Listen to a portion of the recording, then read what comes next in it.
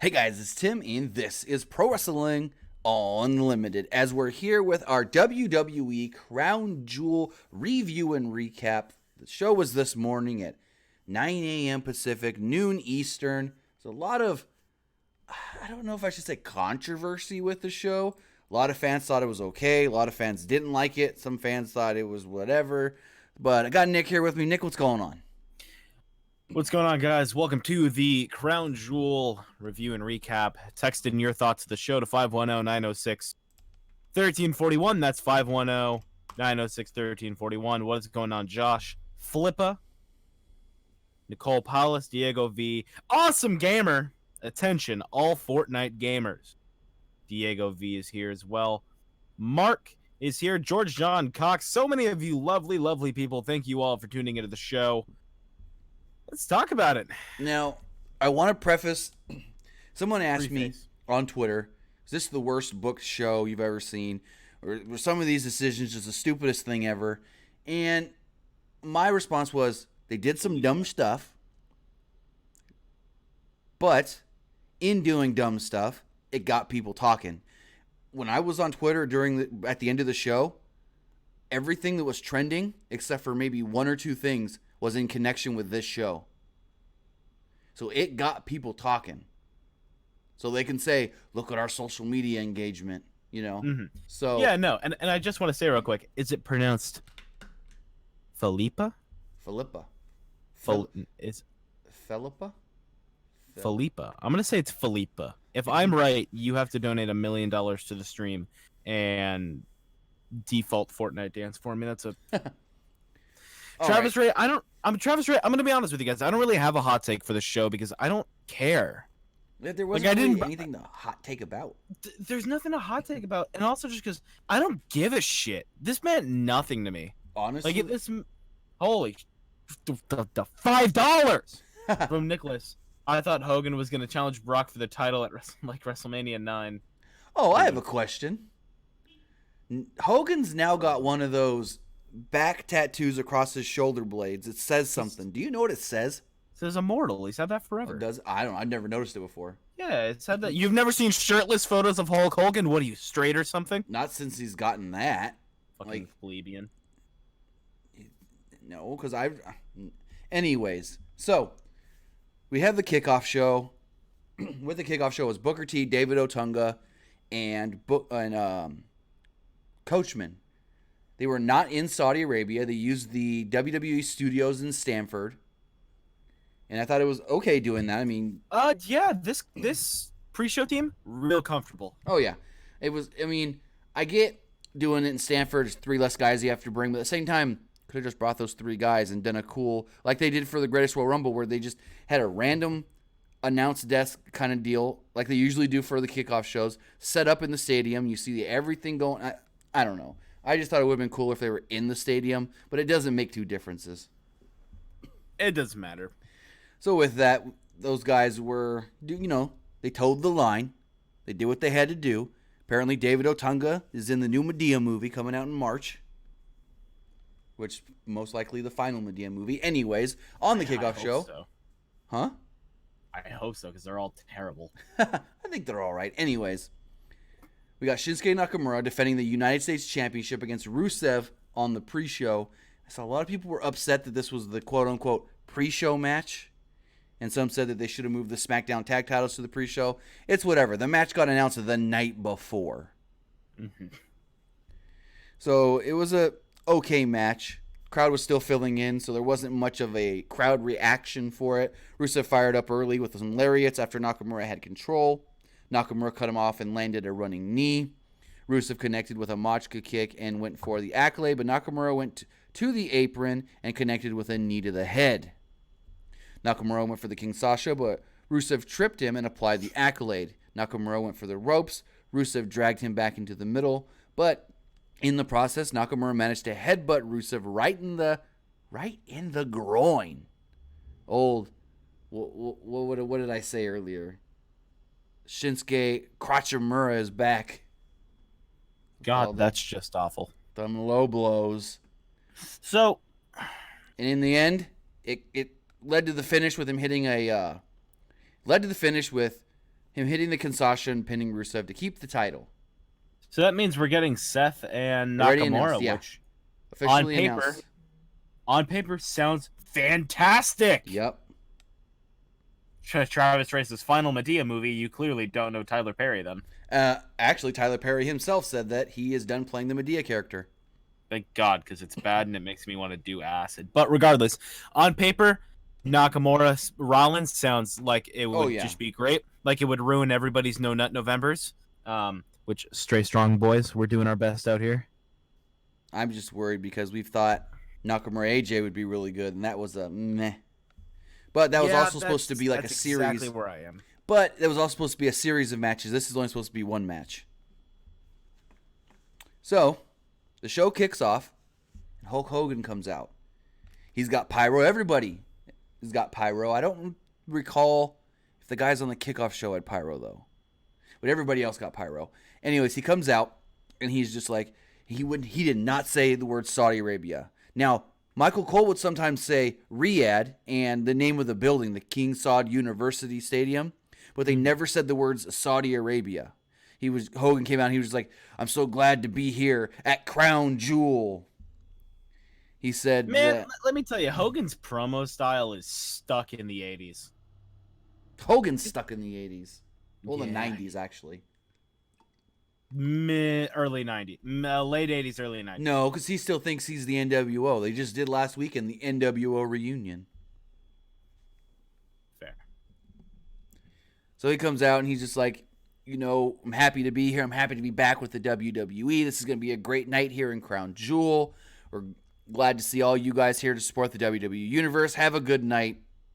Called himself the host, and we never saw him again. That's about how I hope it stays, because I don't give a shit about Hogan. Don't want him back. So we get the first 4 matches of the World Cup back to back to back to back. The first one was Rey Mysterio versus Randy Orton. Most of these first round matches went about 5 minutes long. Mysterio went for a springboard early, and Orton cut him off with an amazing drop kick. He took Mysterio to the top rope and tried to rip off his mask. Mysterio followed with a senton and a springboard crossbody. Mysterio went for the 619, but as he was going for the 619, Orton stood up, grabbed Mysterio, flung him back through the ropes, like reversed the 619, and then draping DDT. I thought that was an amazing looking reversal. Look great. With that, he motioned for the RKO, but Mysterio countered with a roll-up and pinned Randy Orton out of nowhere. Yeah, it was fine. I like Ray. Welcome back, Ray. Missed you. After the match, Orton then plants Mysterio with an RKO. He then looked like he was going to leave, but instead he slid back into the ring and he knocked Ray down some more.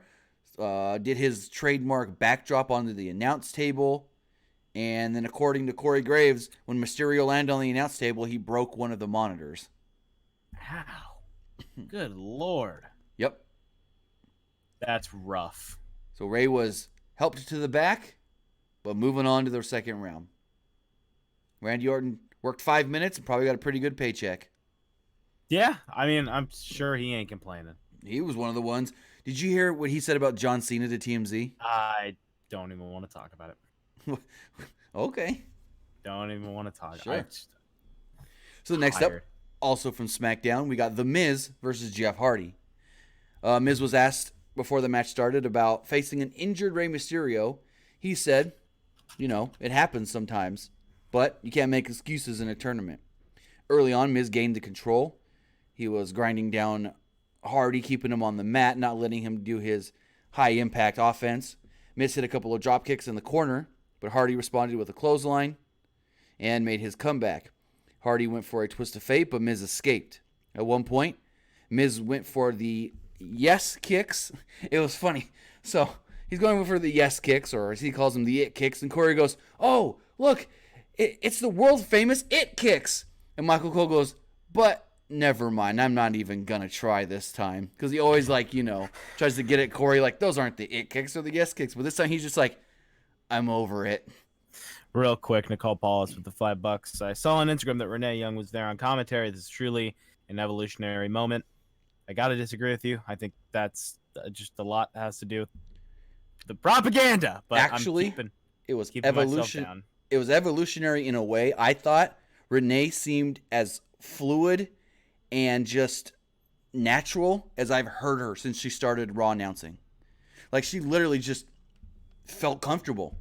Usually she kind of like just has those lines and stuff. Like, she throws out her liners and whatnot and sometimes gets some jabs in.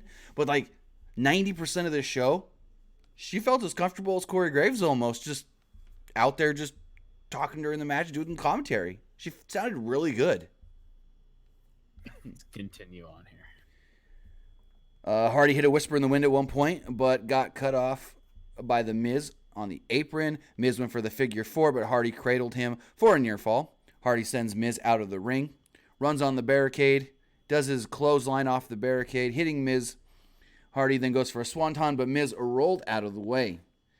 Miz then posts Hardy using the ropes, but the referee saw it. Hardy goes for the twist of fate, but Miz countered with a skull-crushing finale and the victory. Miz moves on in the World Cup. Shit. New Japan tonight. Huh? New Japan tonight, huh? Tomorrow night. Tomorrow night or tonight? I believe it's tomorrow night. Okay. Just making sure. So, Seth Rollins versus Bobby Lashley, also the first round of the World Cup from Monday Night Raw. And it shows how much faith they have in this Bobby Lashley-Leo Rush thing that they actually flew Leo Rush over. I liked that. So Leo Rush comes out with Bobby Lashley as Seth Rollins is ready in the ring. He does a little bit of his hyping up, my man, Bobby Lashley.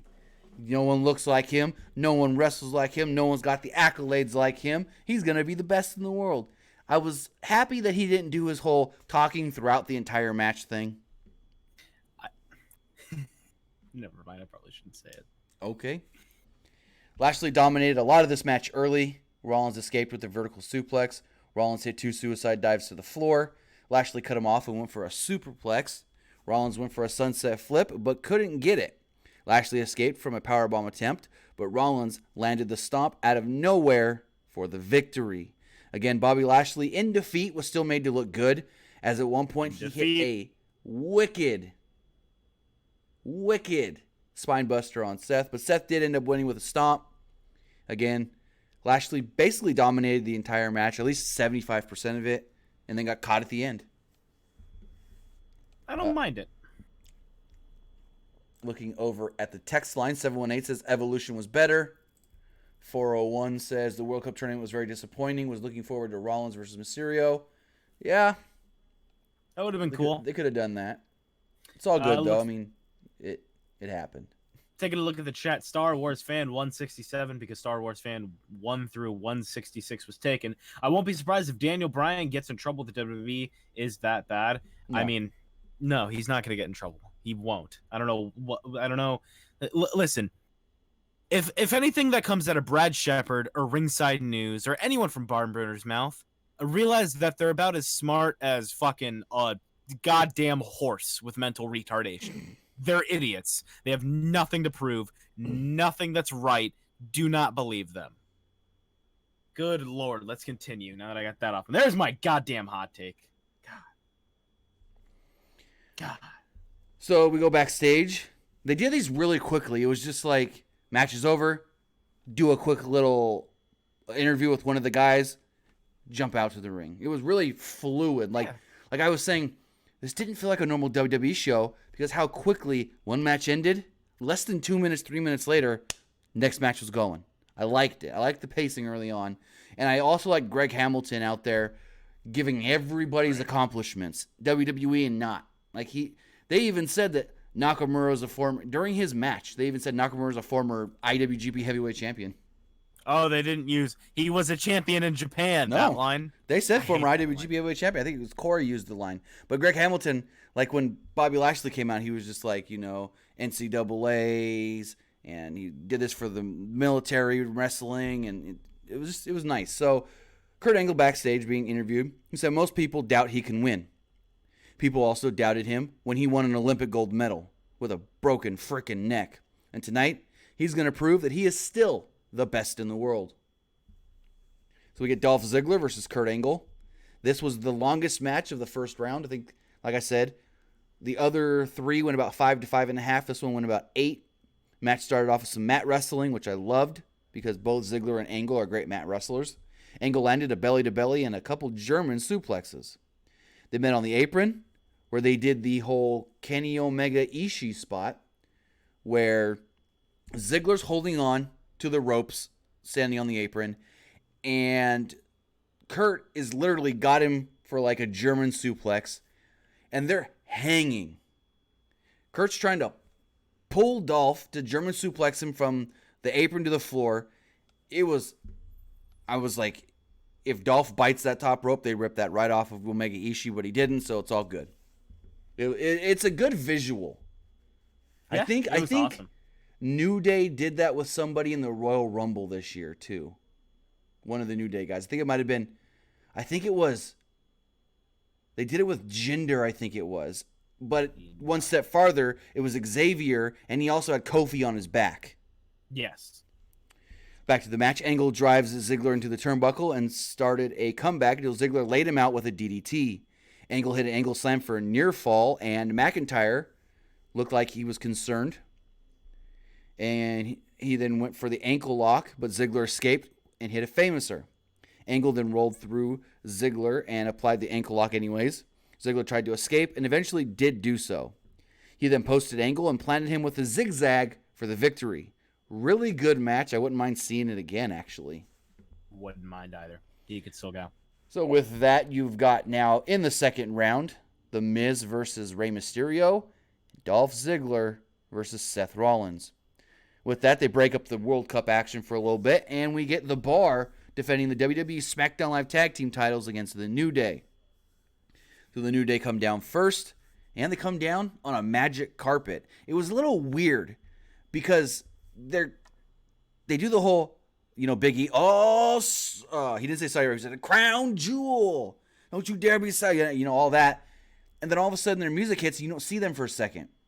And then you see, like, this platform start to rise, but the camera's panned way out, so you can't tell what it is. And Corey Graves and Renee just keep going, is that magic? Is this magical? What is this? Magic, magic, magic. I'm like, what the hell are you talking about? And then finally, the podium raises all the way. It starts to go down the side of the ramp, and you notice, oh, hey, it's a magic carpet. It's a little weird early. And then, so they're throwing the pancakes like they always do. And I think it was Renee was like, I'm hungry. Throw me a pancake. Like, she was really good on commentary today. She was like, she was quick. Yeah. Like that one, like, oh, I'm hungry. Throw me a pancake. It's like, hell, that felt comfortable. That just felt like you were just talking to the New Day backstage. That was like exactly. Comfortable. The thing started off with some good back and forth action between Cesaro and Kofi Kingston. As he cut Kingston off, they worked over Kofi for a little while before Kofi escaped and tagged in Big E. Big E made a comeback, planted Sheamus with a Uranagi, and went for the spear to the floor, but Sheamus cut him off. Big E tagged in Kofi, who hit a double foot stomp, and Big E planted Sheamus with a powerbomb for a near fall. Kofi took out Cesaro on the outside as Big Show climbed up on the apron. Big E would avoid a brogue kick, but shoved the referee. So the referee was kind of not paying attention here. As he did so, he kind of was running, and he stopped himself in the corner. As he did, Big Show punches him in the face. Didn't really get it all, but got enough of it, which then allowed Sheamus to connect with a brogue kick, and they retained the SmackDown Live Tag Team titles.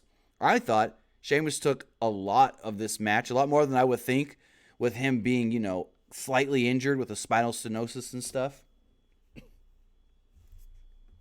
Correct. I was yawning. I have heard that they want to try and get him to at least work this next WrestleMania and then go from there and evaluate, his position within the company as far as how much longer he wants to wrestle, because he's got the same thing that ended Stone Cold's career, that ended Edge's career, that spinal stenosis. I think Paige may even have it. Thank you, Awesome Gamer, the 279. Will Bryan becomes captain for Team SmackDown. We'll get to that once we get to the main event of the show, which theory. So with that, we go back to World Cup action. Miz is interviewed backstage. Miz can barely talk. He says he was kicked in the throat during his match with Jeff Hardy, and he hurt his larynx. He said that he's not going to use that as an excuse. They asked him about Rey Mysterio getting beat up by Randy Orton. He said, hey, you got to prove you're the best in the world. Rey Mysterio was then interviewed as well. Rey said that he's been underestimated his entire career, and he always gets one over on the bigger guys.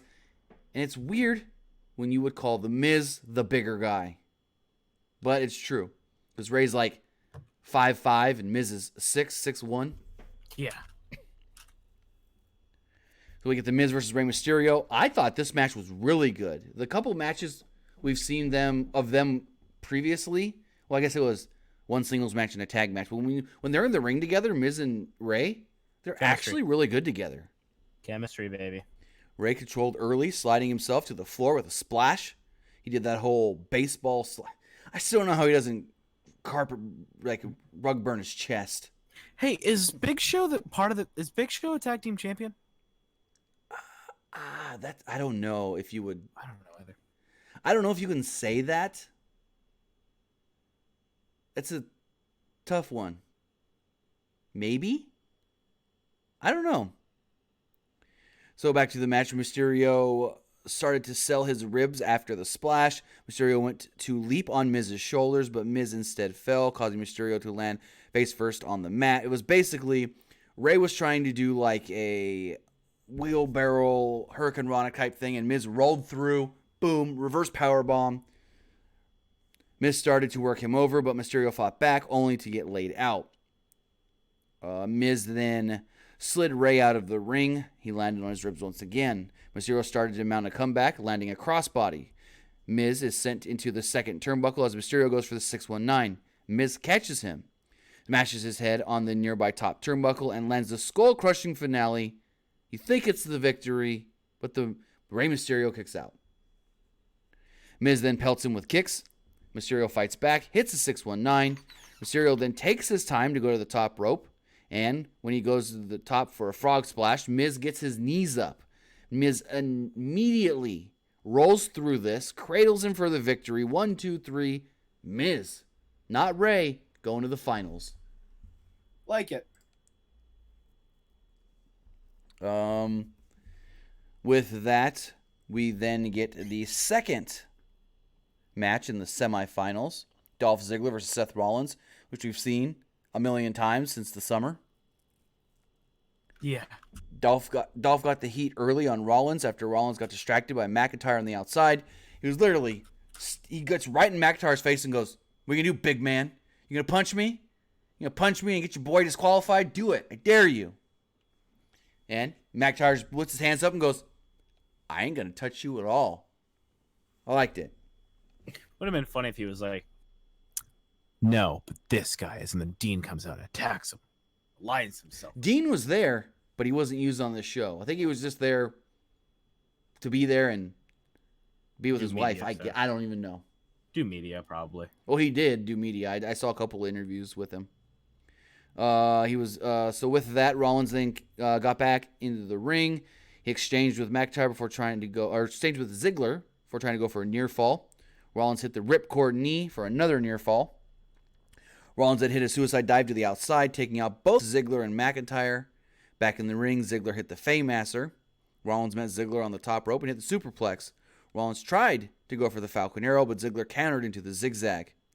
Rollins then went to the top rope, but McIntyre grabbed his leg as the ref wasn't paying attention. Ziggler then connected with a super kick. Good super kick. Picked up the victory. This would then lead to heel versus heel, Dolph versus Miz. Best friends in the finals of the World Cup. And they even alluded to that, stating how these guys are really close friends. They're going to have to face off to be crowned the best in the world. How will they fight against each other? Plus, they also noted that these guys had a pretty hectic battle in late 2016 over the Intercontinental Championship. Mm-hmm. Byron Saxton interviewed Dolph Ziggler as he was walking up the ramp. He said that it wasn't fair how he got... Saxton said that most people are not going to think it's fair how you won with the help from McIntyre, but the referee's decision stands. Ziggler would go on to say, It doesn't matter. A win's a win. I get dismissed all the time.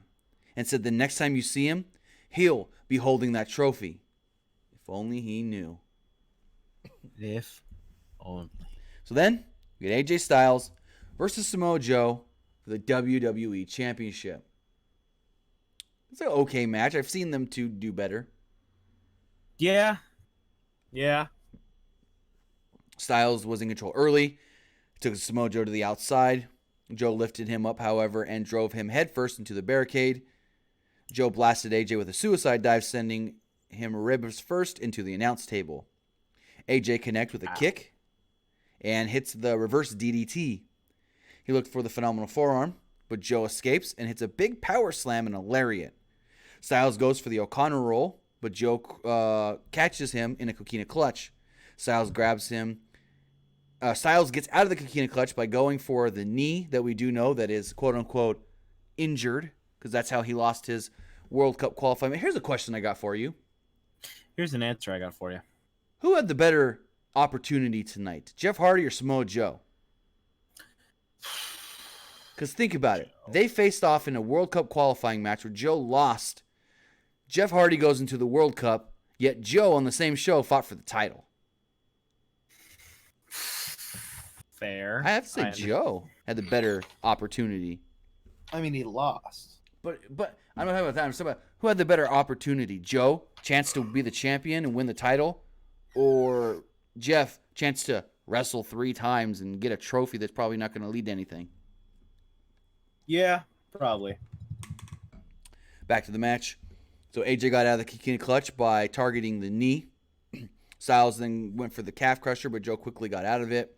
AJ connected with a Pele kick and a phenomenal forearm for the victory. I thought the match was short. He hit that forearm and pinned him, and I was like, wait, it's over already? Yeah, that was kind of the theme of the show, really. Yeah, a lot of fast-paced matches. Mm-hmm. So, talking about fast-paced matches, the next match went maybe 2.5 minutes. Once the bell rang, Brock Lesnar versus Braun Strowman for the vacant WWE Universal Championship. So, Braun comes out first. Brock comes out. Greg Hamilton introduces Braun. Paul Heyman introduces Brock. Paul Heyman goes, I'm going to say this now, but you're going to hear it again in a few minutes. Brock Lesnar, the reigning defending new Universal Champion. So you've got Corbin down there, acting general manager Baron Corbin. And he's going to present the Universal Championship to whoever wins. So he goes into the ring, shows both guys and the referee the belt, and he holds the belt up. As he's getting ready, what we assumed was to walk out of the ring, he then blasts Braun Strowman from behind with the belt. Braun falls to the mat. Brock immediately charges. Brock hits an F5, and I'm thinking, one F5 and it's over. After the belt shot's got to be. Braun kicks out. Second F5, Braun kicks out. Third F5, Braun kicks out. Finally, Brock goes, screw this big bastard. I'm going to F5 him over the top rope to the floor. Get him counted out. But here's my question. Yeah. If Braun... who would get it? That's my question. Corey Graves tried to make it sound like Brock because with no champion, there's no champion's advantage. So the title should just go to the winner, which I would assume that's what they would do. Exactly. And Corey Graves kind of, like Renee asked, she's like, with no champion's advantage, if Braun were to get counted out, what do you do with the belt? And Corey was like, well, Brock would be considered the winner. So they kind of teased it, and I liked that they teased it because many people would have not, no one would have thought, oh, a count out. That got people thinking. So Braun does get back in the ring at like 7 or 8, and he does not know where he is. Brock hits he hits one more F5 for a total of 5 F5s. Pins Braun Strowman, 1, 2, 3. Brock Lesnar is your new WWE Universal Champion. What the hell? I have nothing to say. With that, Brock Lesnar will take on AJ Styles at Survivor Series in a rematch from last year's Survivor Series. Which I'm fine with that. That's fine. Right? So going forward,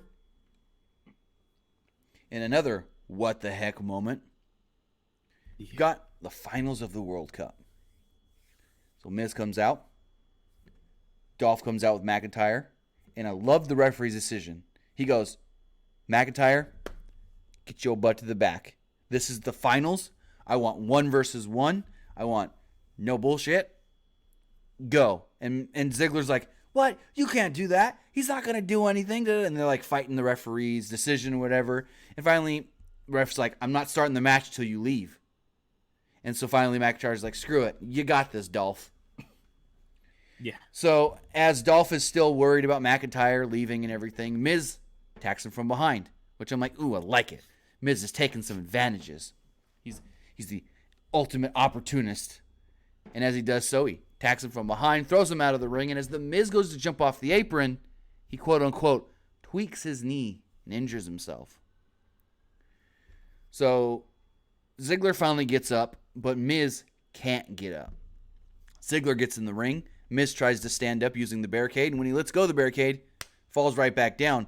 Shane comes over, because I forgot to mention, Shane McMahon was at ringside. Both Shane, the commissioner of SmackDown, and acting general manager Baron Corbin were at ringside. You know, they were going to present their brand's guy the trophy, depending on who won. Anyways, so referee calls down for other refs, doctors to come check on the Miz. Shane, for some reason, he literally does the X sign and goes, you got to pull the X, you got to throw the X. And Miz is like, I'm fine. I'm going to wrestle. I've never been hurt. I don't get hurt. I'm fine. And Shane's like, is he okay? He's like talking to the ref, and he's just like, I don't think he can go. So the ref goes over to Greg Hamilton. And he's just like, forfeit. Ziggler wins it. Miz can't go. And Corbin's like, heck yeah, Raw just won. And Shane's like, whoa, what are you doing, ref?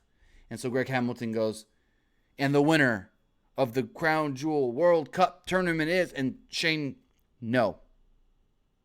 And Greg Hamilton's just like, no what?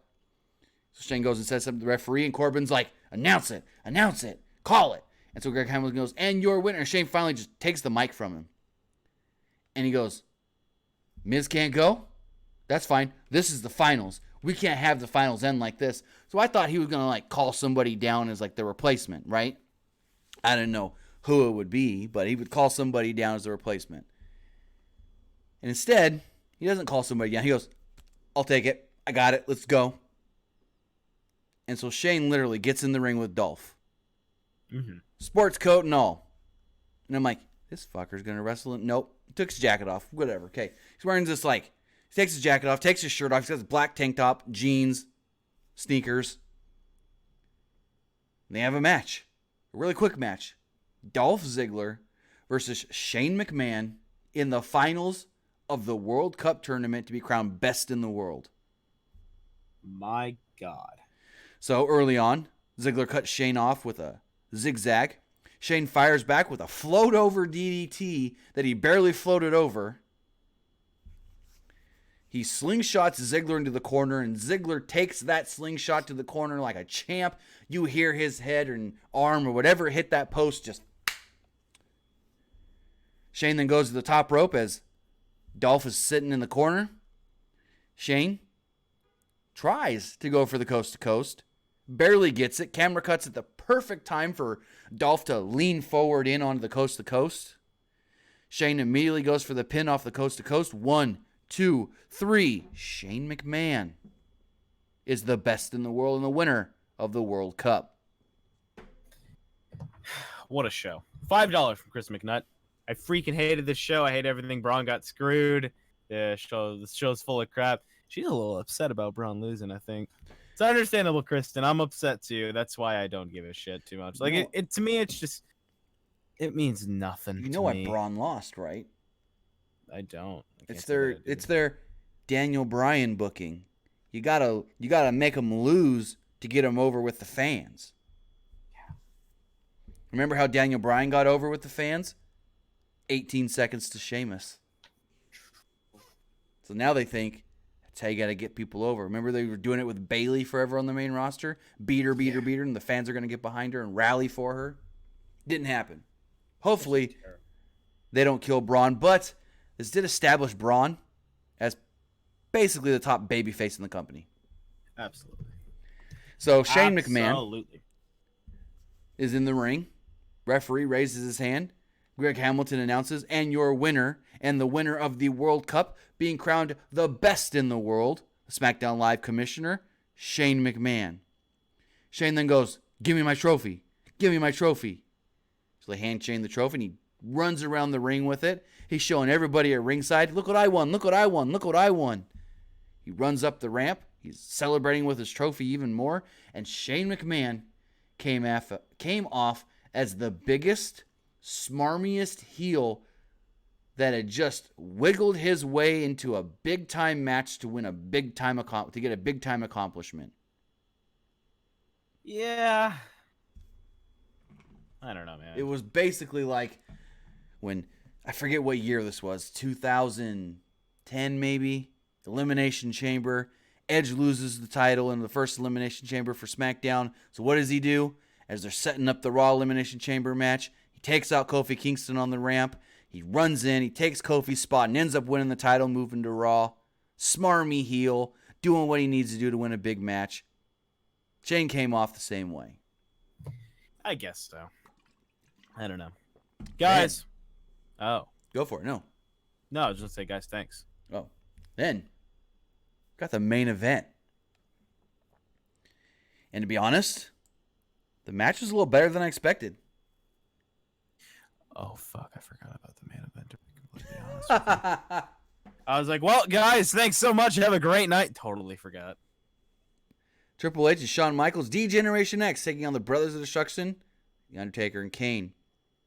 I loved how their logo, it's got like the skeleton arms doing the X, but on one side of it, it's got the N, and the other side's got the T for NXT.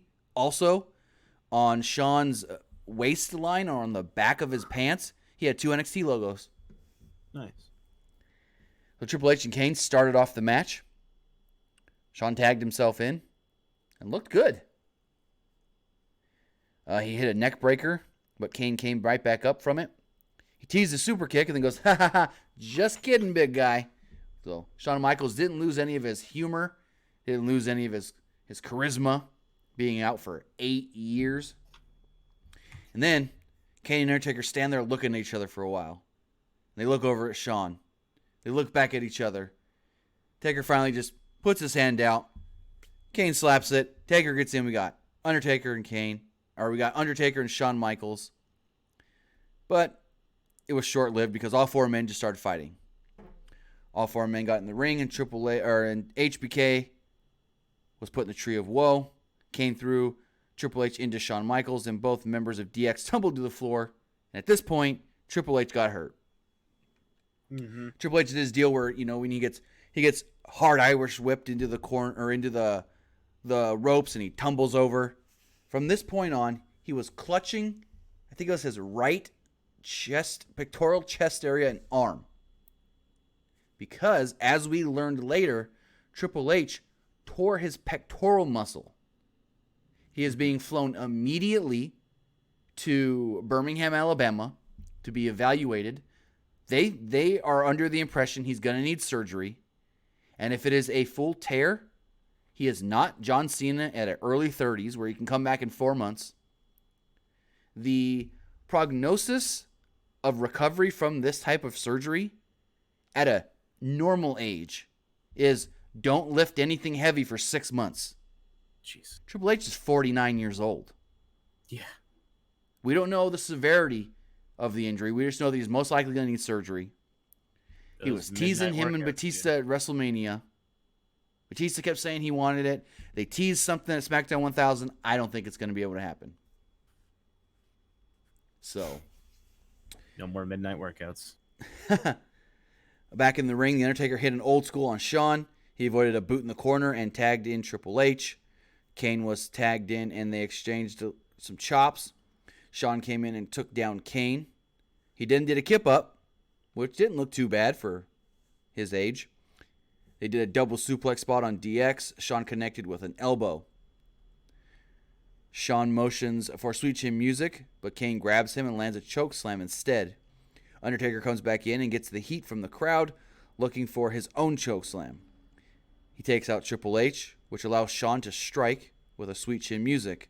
Undertaker gets back to his feet and clears the Arabic announce table. Just remember this. Triple H is wrestling hurt at this point. Triple H grabs Shawn from the Undertaker and Kane as they were looking to throw him into the steps of the guardrail. This point, Kane ends up putting Undertaker through the table. They did this so Dr. Chris Amon can run down and check on Triple H. Dr. Amon was not going to come down if Triple H, they didn't think he was legitimately hurt. So for a while here, Shawn's got to have to go it alone. They finally get the match back into the ring. They finally get the match back into the ring. It's basically a singles match for a little while. Undertaker and Kane are taking down Shawn Michaels. At one point, they're fighting back on the outside. Shawn literally goes to the top rope and I guess you could say connects with a moonsault onto the both of them to the floor. For lack of a better term. I mean, he got over. He did the full rotation. Better than Lita. Nah, Lita's looked a little more crisp. The one from the Rumble? Oh, that one she almost broke her neck. But I'm just saying, this one, has Shawn's moonsaults ever looked 100% crisp, though? Yeah. I guess. Definitely. This one looked a little like he was a little off axis, but it was fine because they both caught him at ringside. Triple H finally emerges from the rubble, gets up on the apron, and Shawn Michaels is able to tag him in. At one point, Kane gets kicked and like his mask is like all wonky so he can barely see out of it. Undertaker reverses a pedigree attempt with a back body drop. Triple H reverses a tombstone and hits a pedigree. Hunter then sends Kane into the Undertaker. At one point, Undertaker got Triple H into the Hell's Gate. Shawn Michaels then hits Kane with a Sweet Chin Music. Kane falls on top of the Undertaker, so Undertaker has to break the Hell's Gate. This then leads to DX getting out of the ring. They escape some stereo tombstones. Shawn then super kicks the Undertaker, super kicks Kane. Kane walks right into a pedigree where it's one of the worst pedigrees I've ever seen, but I get it now. Like seeing it, I was like, that's a bad pedigree. Getting it now, Triple H probably couldn't hold the pedigree and jump up and come back down with a torn pec. So basically, they just both fell. He pins Kane. 1, 2, 3. DX wins. That's about it. Sad for Triple H, though. Yeah. 49 years old. Tore the muscle. They believe tore the muscle off the pec. Whew. Ouch. Yeah. Folks, thank you so much for tuning into this Crown Jewel review. Follow me on Twitter at PWU_Armstrong. Follow us on Twitter at PWUnlimited. Facebook/Pro Wrestling ULTD. Check out the friends over at Fightful, Fightful.com, Twitter at FightfulOnline. Tim, where can they find you? You can find me almost everywhere at Timmy Buddy. Yes, folks, thank you so much for tuning in.